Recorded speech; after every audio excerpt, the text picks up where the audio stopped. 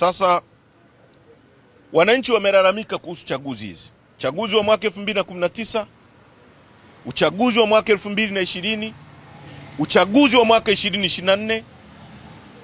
Wananchi walikuwa na chaguzi 3 mfululizo.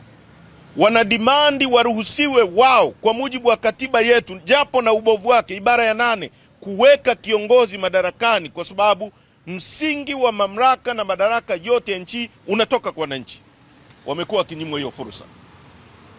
Hizo chuki hizo na hasira hizo zimejenga mazingira yaliyokuja kujitokeza tarehe 29.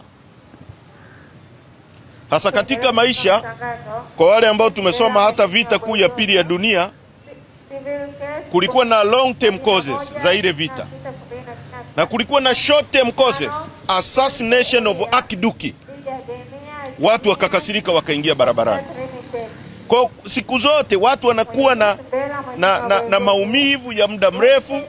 Sasa kuna kitu kina spark, kinaleta matatizo. Kwa wananchi wa Tanzania wamekuwa na malalamiko dhidi ya uonevu.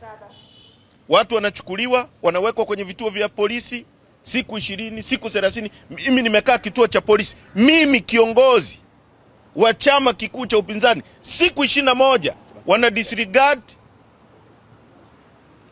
sheria inavyosema kwamba mtu akikamatwa within 24 hours, ndani ya masaa 24 afikishwe mahakamani.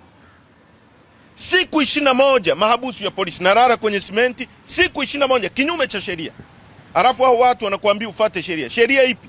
Mtu wa kwanza anayetakiwa kufuata sheria ni wewe unayewaambia watu wafuate sheria. Kama wewe ufuate sheria, unatakaje mimi nifuate sheria?